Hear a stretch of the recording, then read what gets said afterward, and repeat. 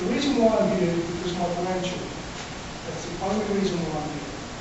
And when you see that program there, it'll bring you back about home. And what Andrew's doing over there is basically the solution to a problem. And the problem we have in this society, everybody tells you what they should do, but they never have a solution. So I believe that everything you want to do, find a solution. And I think I've got the greatest solution in the world. You want to straighten Barrie out? I'm a clothing manufacturer. Right? I had 2,000 machinists in the 80s. They went. We joined a company called NAFTA, the USA. They decided that they'd get a better job in China, so they took all the machinery and took it to China. And everybody's complaining, China, China, China. Well, I'll give you a story. This is a fact. I can make a golf shirt for $10 US here in Canada. Comes from China, it's $6 US. But you know what? The retail price was $29.95 per bottle. In other words, it doesn't matter. The retail price was the same. It's just that the companies took more margin off of there than they do ours.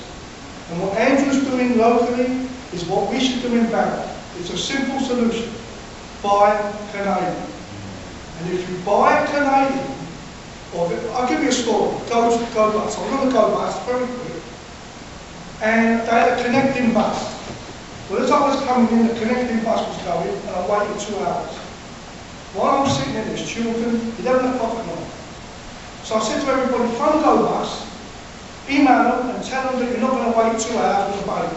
From then on, they get a connecting bus. The connecting bus waits for that bus to come in so we can all get the bus. It's up to the people, it's up to us individuals. The government ain't going to help you. They don't care, you've got to do it yourself. If everybody went to Walmart and said, excuse me, I'd like to buy a Canadian dog shirt. Oh, we don't have it. Okay, email. I guarantee you, Nike, Adidas, Converse, I made for all of them. They would say, oh, if they don't buy it made Canadian, we ain't going to buy it. They will buy it. They will build factories in Barrie. And it's the same with food. My mother told me there's only 2 industries you should be. Food anyway, get the rest. Buy a Canadian. So I'll give you 5 minutes, and then I want to hear if there are topic areas where you want to move to a different table. What we're trying to obtain in order to make our life easy. Some people are going to lose their jobs. We're not going to buy anymore. Like how many of us in this room here work for Kmart? How many of us here in this room work for a big corporation or a government agency that is dependent on the movement of money because of commerce? The minute we start restricting commerce, what are we going to do? I think why do we have to keep growing? Why can't we just be happy with where we're at? We can't change the world, and we can't change the economic situation overnight. But what we can do is start questioning why we have to have growth. If we just keep things the way they are, we're okay. But you see, the shareholders want more and more and more. And there's this greed that, you know, keeps on rearing its ugly head. That's just like the system rewards it, and that's what perpetuates the whole system and growth and at the core of the socio-economic system. It relies on that principle. Same thing as the products that we buy. This phone, the iPhone 4, they already have the iPhone 5 out. But they've designed the obsolescence right into this so that it'll only last 2 or 3 years, and then you have to buy another one. So you can't ever have a product built to last, because if you only bought one, then Apple would go out of business because I'd never buy another one. Right. So planned obsolescence and it's right into cyclical consumption. Going back to subsistence living, that's not what stopping growth means, or that's not what holding back growth means. Is let's go subsistence and we're all going to have little farmers.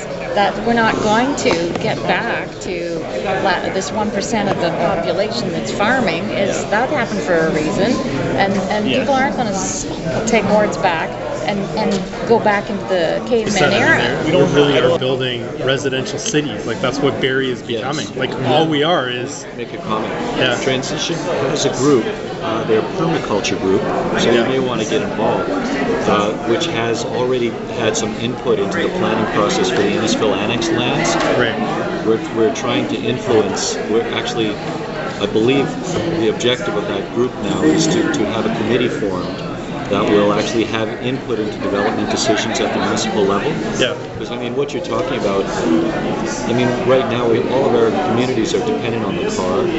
There are very few employment opportunities that are close to where people live. Right. So, you know, we need and to even go if there isn't to drive to work, you know, is there even work in Barrie that people can, you know? There's hardly any. And if there is work, it's only part-time for a Christmas season. I do personally think another big piece of this is really encouraging young entrepreneurs, because I don't think it's in the culture of this country at all. Like, as a teacher, when I say, hey guys, you know, here's a bunch of cool programs I heard about for the summer, some interesting, like Ontario Rangers, you know, young entrepreneurs, la la, like, A, who cares? Mom and dad will buy me a cell phone, whatever. And then secondly, hey guys, nobody wants to start their own business? What worked in the past isn't necessarily going to be the way things are going to work in the future, because we are at a point when things are going to change. Talking about is how we articulate what our values are, what are our priorities. People talk about, you know, emailing Walmart or whoever and saying, we're not going to buy your shirts because they're not made in Canada.